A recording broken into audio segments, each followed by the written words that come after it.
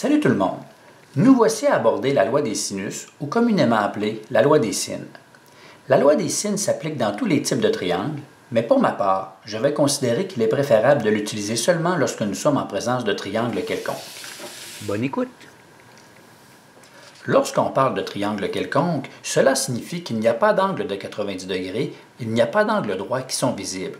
On observe des triangles qui n'ont aucune caractéristique commune, et de toute manière, si jamais on voulait nous présenter un triangle avec un angle droit, il y aurait un triangle avec le petit symbole qui manifeste hors de tout doute l'angle de 90 degrés. Ce qui n'est pas du tout le cas dans les triangles qui sont ici présents. Qu'est-ce que la loi des sines? Eh bien, a priori, la loi des sines, c'est une proportion.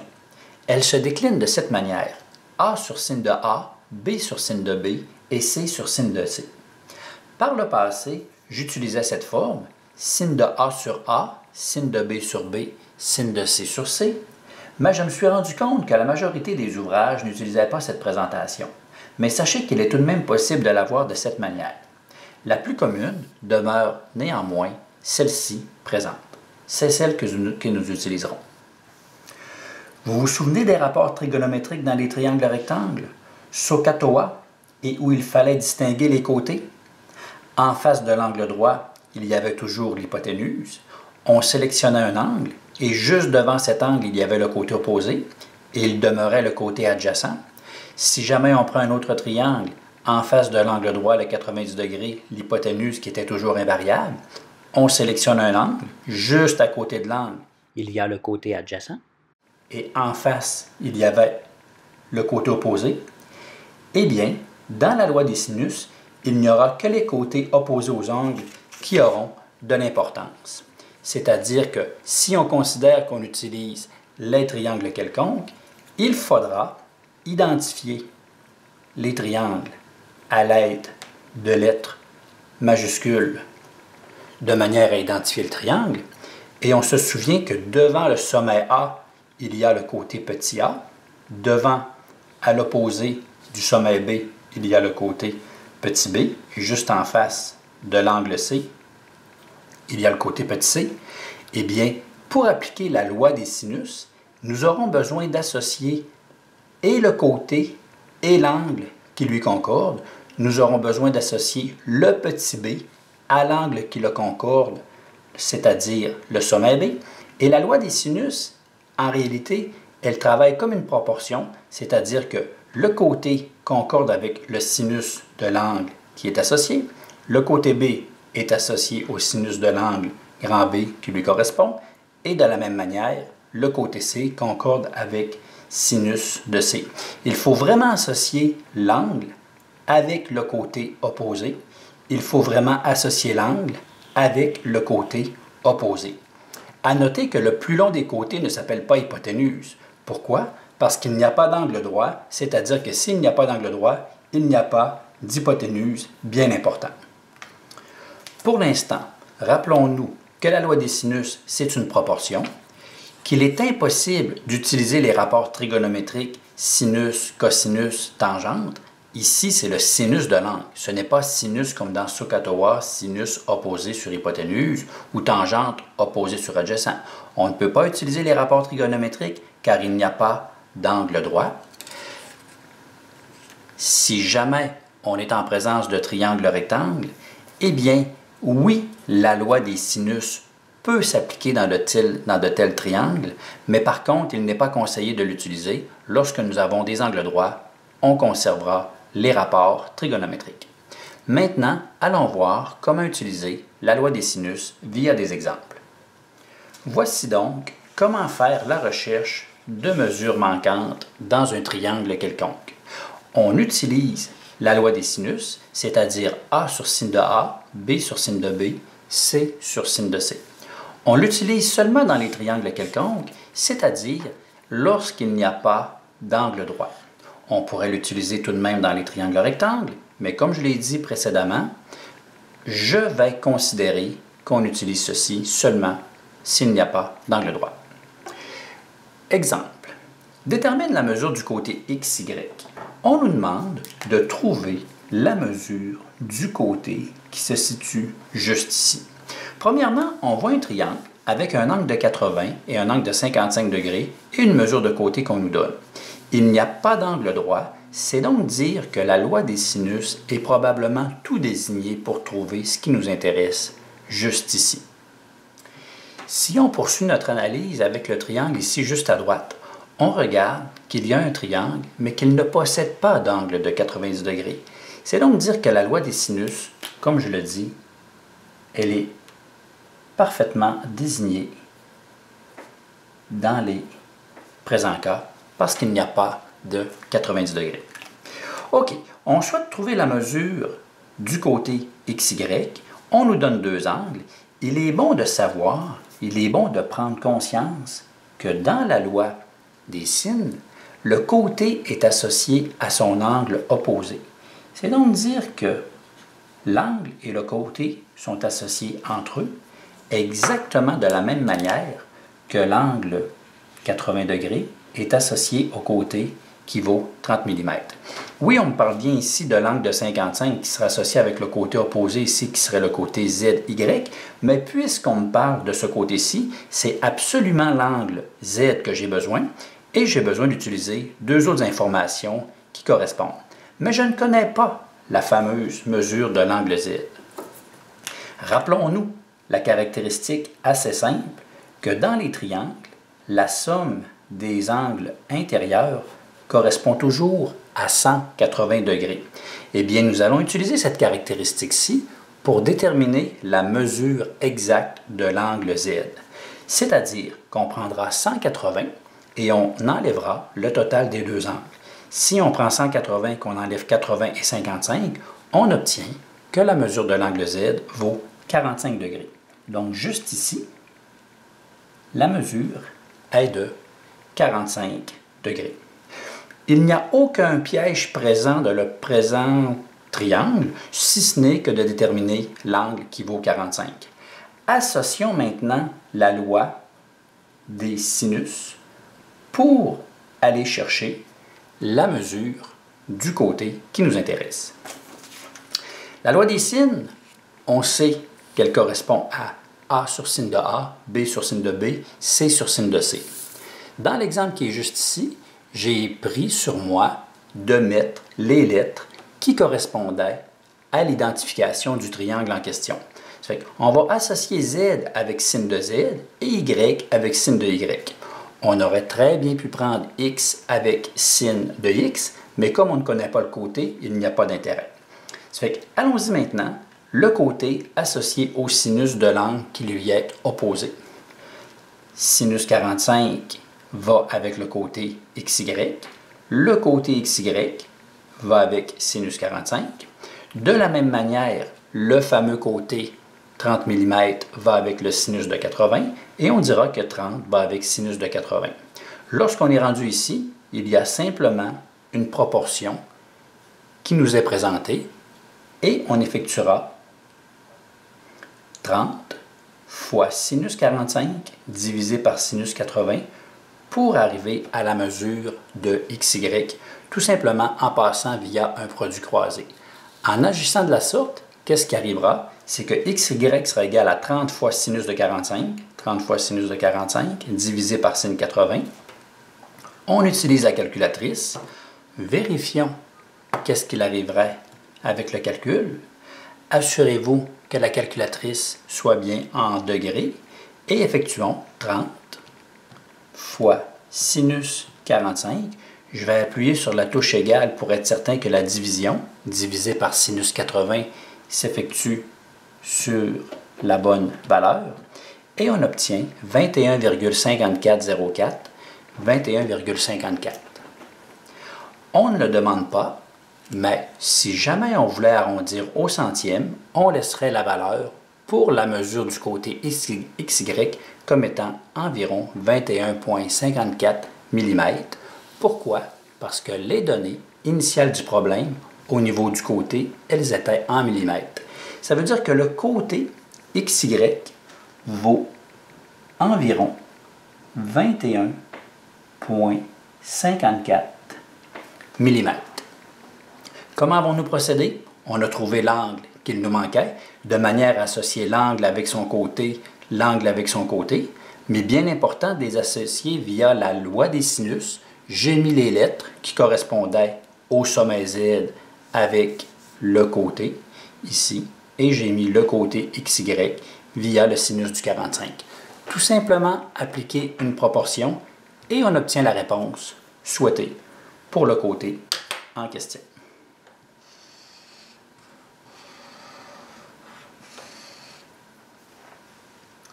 Regardons maintenant un autre exemple. Calcule la mesure de l'angle demandé. De quel angle il s'agit? Le point d'interrogation nous indique qu'on souhaite obtenir la mesure de l'angle C. Comme je le disais, il n'y a pas de 90 degrés. Nous avons un côté qui peut être associé à l'angle qui lui est opposé. Nous avons un côté qui peut être associé à l'angle, au sommet, qui lui est opposé. J'ai marqué ici à la limite du piège dans cet exemple-ci. Pourquoi? Parce qu'on cherche un angle et il y aura une manipulation additionnelle à effectuer en comparaison avec l'exemple ici, où est-ce qu'on voulait seulement trouver la mesure d'un côté. Ce que regardons. J'ai conclu qu'il n'y avait pas d'angle droit. Je vais utiliser la loi des sines, ce qui s'applique comme étant B sur sin de B, C sur sin de C. Pourquoi? Parce que j'ai utilisé le sommet B, je prends le petit b, j'utilise le sommet C, j'utilise le petit c. Donc, la formule, la loi des sines, on garde toujours seulement deux membres de manière à pouvoir effectuer une proportion. On sait que le 16,8 est associé avec le sinus de 59. On sait que 16,8 est associé au sinus de 59. De la même manière, 13 est associé au sinus de quoi? Au sinus du sommet C. 16,8 sur sinus de 59 est égal à 13 sur sinus de C. Nous, ce qui nous intéresse, c'est de trouver la mesure de l'angle C. On effectuera de la même manière une proportion, c'est-à-dire que 13 fois sinus 59 divisé par 16,8 nous donnera sinus de C. Et voyez-vous, lorsque je dis que 13 fois sinus de 59 divisé par 16,8 correspond à sinus de C, eh bien c'est vraiment le sinus de C qui est le terme ici entier qui correspondra à la réponse de la proportion. On effectue le calcul 13 fois sinus 59. J'appuie sur égal, j'effectue la division par 16,8 et on obtient 0,6632,8. On obtient 0,66. Ce qu'il faudra écrire, c'est que le 0,6632,8, étant donné que nous devons arrondir 4 chiffres après la virgule, il deviendra 0,6633. Mais le fameux 0,6633, c'est sinus de C. Pour avoir l'angle, rappelons-nous, lorsque nous étions dans les rapports trigonométriques, qu'il fallait effectuer cos-1, tan-1 ou sin-1. Eh bien, si on veut aller chercher vraiment la mesure de l'angle C, on doit effectuer l'opération inverse du sinus, c'est-à-dire arc-sin ou sinus-1. Mais sinus-1 de quoi? On traverse le sinus en faisant l'opération inverse. Sinus-1 de 0,6633. Utilisons la calculatrice. Faisons sinus-1. Sinus-1 de 0,6633. Et on obtient 41,55. Ce qu'on voit apparaître ici, c'est que l'angle C vaut vraiment 41,55 degrés, ou de manière plus précise, on pourrait dire que la mesure de l'angle C vaut environ, j'ai écrit 41,6. Pourquoi? Parce que je voulais arrondir au dixième. Il n'y avait pas de consigne particulière, c'est simplement un choix personnel à ce moment-ci, mais je voulais bien montrer la différence entre arrondir au dixième versus juste ici, arrondir au centième.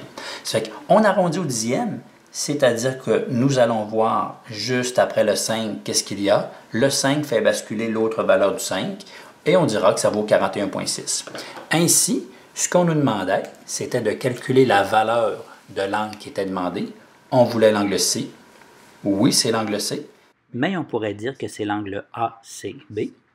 D'où dans ma présentation de la réponse que l'angle C vaut, mais que la mesure de l'angle ACB, je l'ai écrit de même, de manière à être certain de répondre aux exigences en termes de bonne écriture. Fait que pour la mesure de l'angle, on vient de le déterminer. De quelle manière?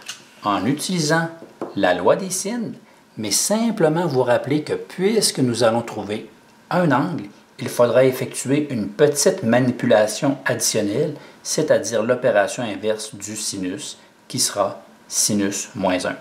Dans les deux cas, qu'est-ce que nous avons utilisé? Nous avons utilisé la loi des sinus et nous étions en présence de triangles quelconques. Peu importe qu'on vous demande de trouver la mesure d'un côté ou qu'on vous demande de déterminer la mesure d'un angle, c'est les deux possibilités qui s'offrent à vous dans les triangles quelconques, c'est-à-dire lorsqu'il n'y a pas d'angle droit. On utilise une belle proportion, il faut faire attention et être vigilant. On écrit la formule de la loi des signes, on associe les bons côtés et les bons angles entre eux.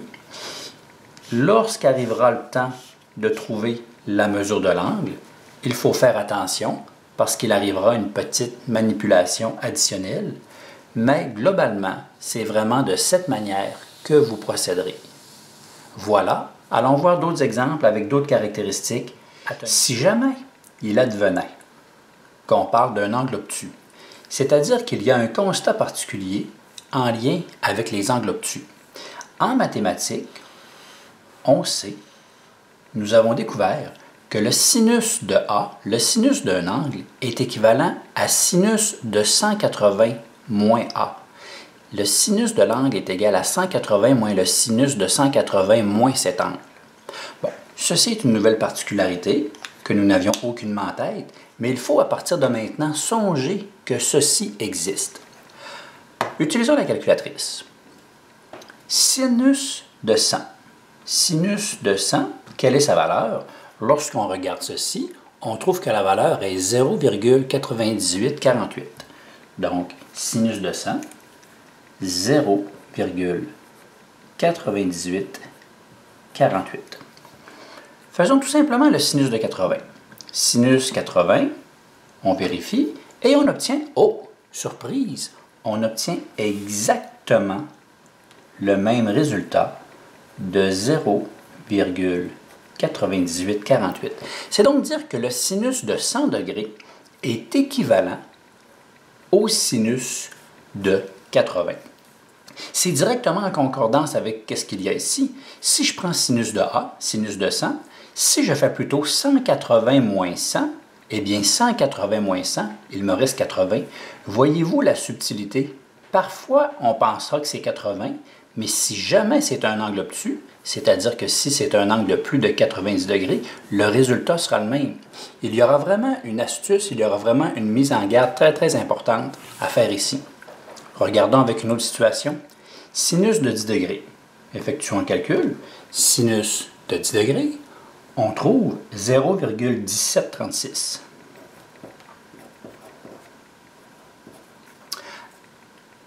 Si sinus de 10 donne 0,1736, prenons 180 moins le fameux 10 degrés, moins 10, et ça donne sinus de 170. La logique voudrait que sinus de 170 donne exactement la même chose, ce qu'on voit comme étant bien le cas juste ici, 0,1736. Voyez-vous, vous avez la preuve que lorsqu'on prend 180 et qu'on enlève le fameux 10 degrés, ça nous donne le 170 et le sinus de 10, 0,1736, correspond à sinus de 170, la valeur qu'on a obtenue exactement la même. Le supplément, je parle de supplément parce que lorsqu'on parle d'angle supplémentaire, ça nous donnait l'équivalent de 180 degrés. Eh bien, le supplément, le reste du 180, parce qu'on fait 180 moins 10, le reste, le 170, ça nous donne exactement le même résultat. Que l'on parle de 100 ou de 80, on obtient une valeur. Qu'on nous parle de 10 ou de 170, on obtient la même valeur. Regardons qu'est-ce qui pourrait advenir lors d'un cas un peu plus concret? Si nous avons sinus moins 1 de 0,6691, effectuons le calcul, arcsin, donc deuxième fonction sinus, arcsin de 0,6691. Voici le résultat. Normalement, si on effectue le tout, on trouve 41,997. Donc, on trouve pratiquement, lorsqu'on arrondit ici, qui nous donnerait 42 degrés. Eh bien oui, sinus moins 1 de ceci donne 42 degrés, mais si jamais on nous parle d'un angle obtus, on ne pourra pas dire que la valeur est de 42 degrés. Il faudra trouver le reste du 180 ou la portion supplémentaire, c'est-à-dire effectuer 180 moins 42, ce qui nous donnerait l'équivalent de 138 degrés. Eh bien, sinus moins 1 de ceci, qui donne 42 degrés, dans le cas où est-ce qu'on serait en présence d'un angle obtus, eh bien, il faudrait traduire le 42 comme étant plutôt, ou la bonne réponse, 138 degrés.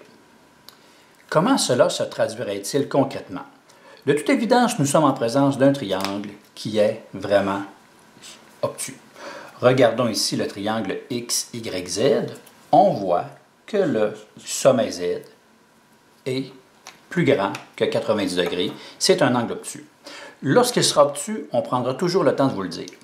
Si lors des calculs, nous trouvons avec un sinus moins 1 que la mesure de l'angle Z vaut 45, s'il advenait qu'on arrive avec un 45 degrés, eh bien non, l'angle Z ne vaut pas 45 degrés. Pourquoi? Parce que, comme on vient juste de le dire, c'est un angle obtus. Attention de ne pas commettre cette grotesque erreur. Ce qu'il faudrait plutôt faire, c'est alors surviendrait une petite manipulation additionnelle pour déterminer la vraie mesure de l'angle. Moi, c'est ce que j'appelle passer par le reste du 180 degrés.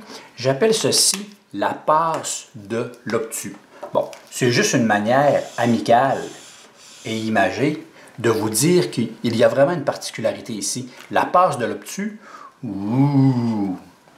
la mesure de l'angle Z, on ferait 180 moins 45 pour obtenir 135 degrés.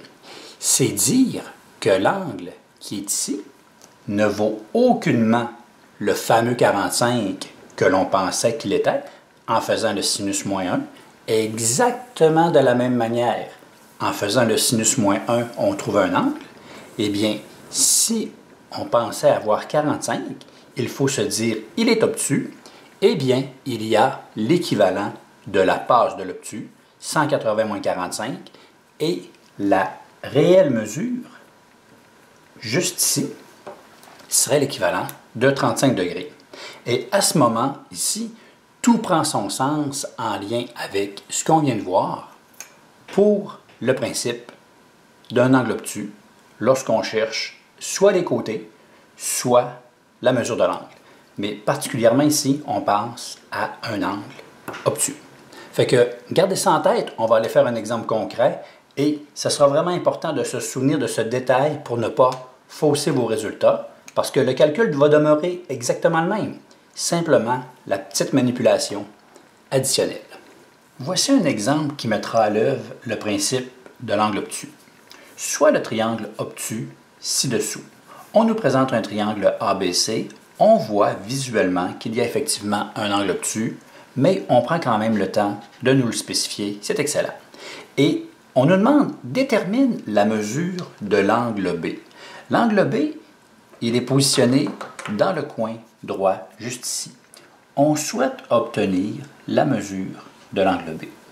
Détermine la mesure de l'angle B.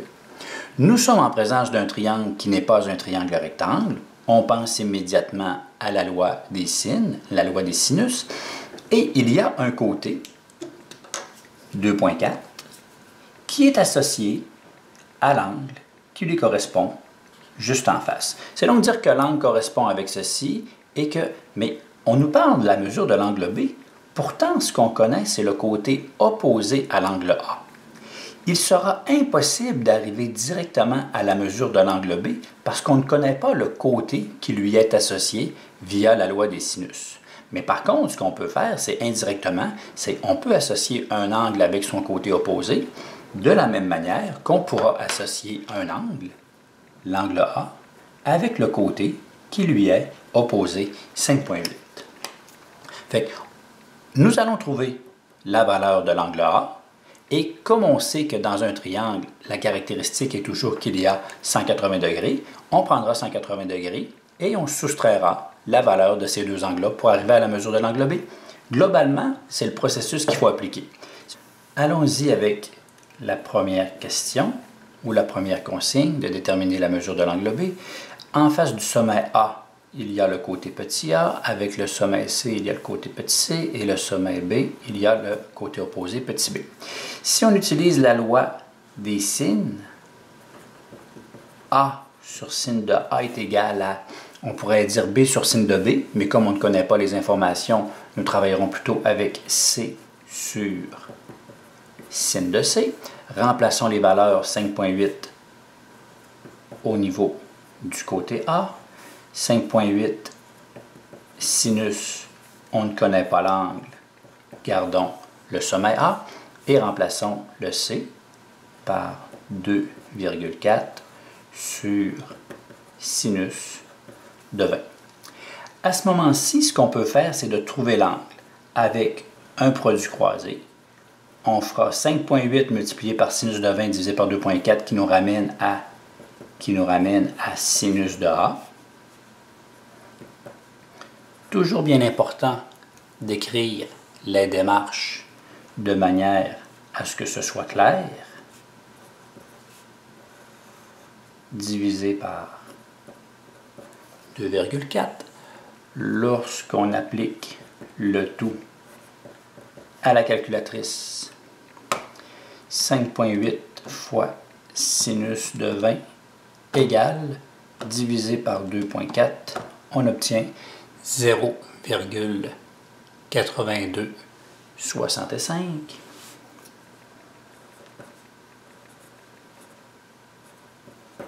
Et puisqu'on cherche vraiment la mesure de l'angle,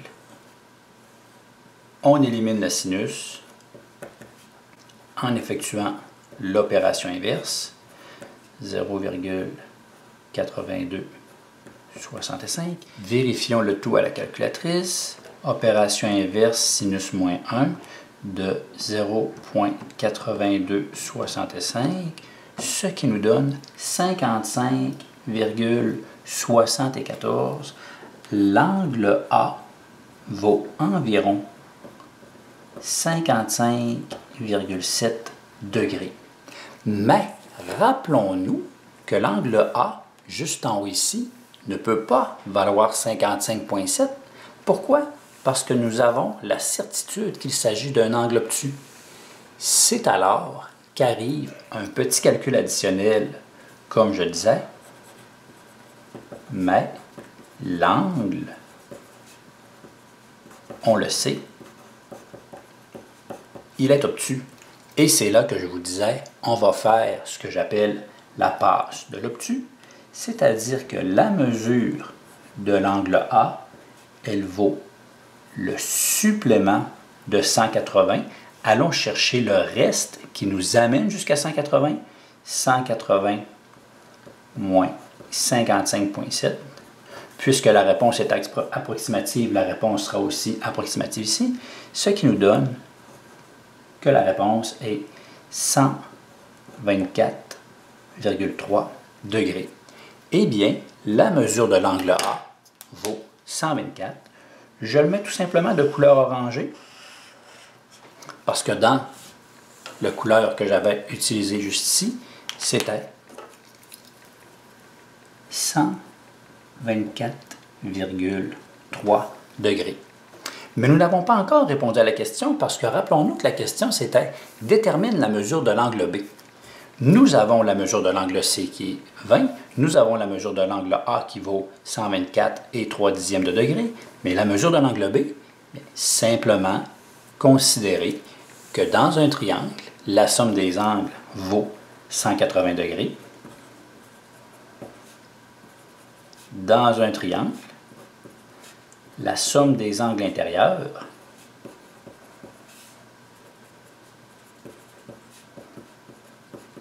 prendre le temps de bien détailler les informations.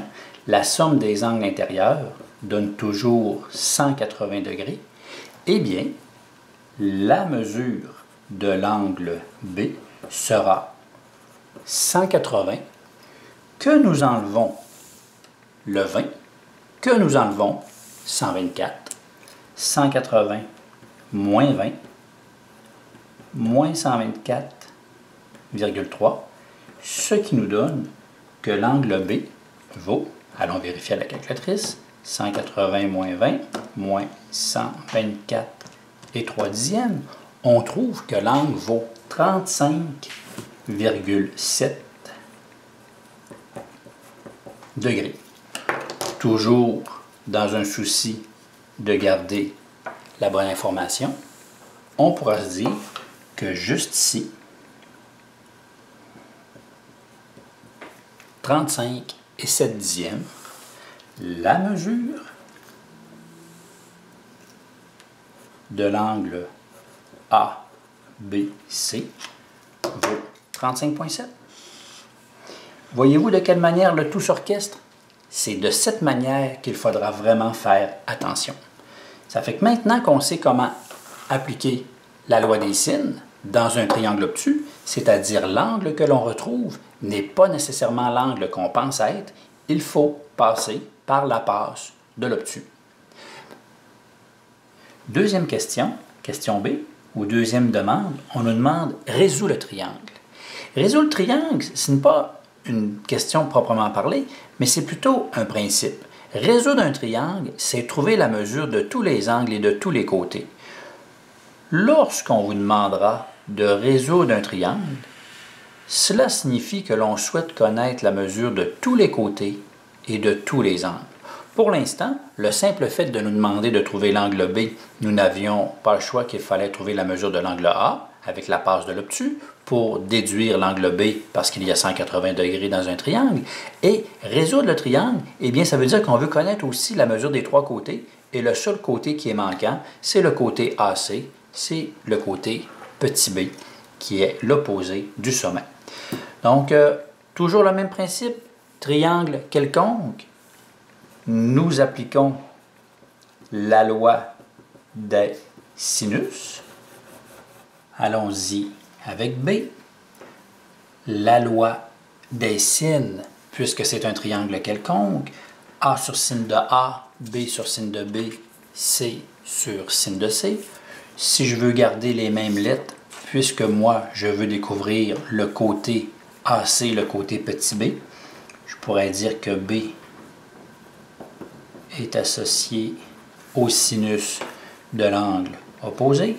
Et je vais travailler avec 2,4 et 20 degrés au lieu de prendre 124, parce que 124, c'est une valeur que moi j'ai trouvée et qui pourrait peut-être potentiellement contenir une erreur ou une faute, on ne le sait pas. Normalement, on pense l'avoir bon, mais gardons les valeurs que nous sommes sûrs en termes de stratégie. Ça fait que travaillons avec C sur sinus de C. Remplaçons. Le fameux B, on ne le connaît pas. Ça fait qu'on pourrait laisser B, tout comme on pourrait aussi écrire mesure AC pour remplacer par son équivalent sur sinus de 35,7. Mais évidemment que si nous avons fait une erreur à 124, eh bien il y aura une erreur aussi à 35,7, qui est égale à 2,4 sur sinus de 20. On veut trouver la mesure de AC, on veut trouver ici, produit croisé fois divise trouve, ce qui nous amène à la mesure de AC qui est égale à 2,4 fois sinus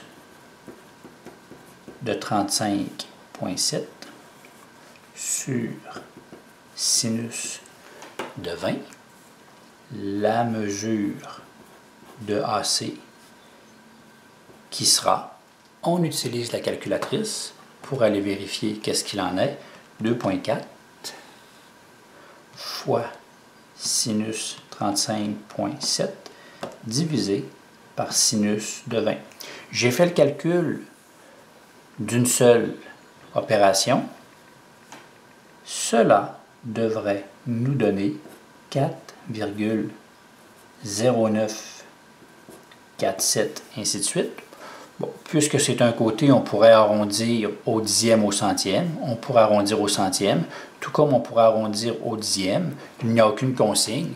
Puisque la mesure des côtés ici est au dixième, peut-être, voulons-nous, un ordre de grandeur serait de dire que la mesure, si j'arrondis au dixième, 4,1 cm. On nous demandait la mesure de AC. Bien, en réalité, on nous demandait de résoudre le triangle. Eh bien, résoudre, cela signifie qu'ici, la mesure est de 4,1 cm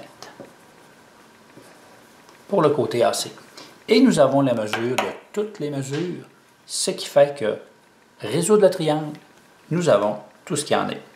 Nous avons utilisé la loi des sines, nous avons trouvé la mesure d'un côté, nous avons trouvé la mesure d'un angle qui est un angle obtus. Vous avez là un problème qui est relativement complet si on regarde la totalité de ceci.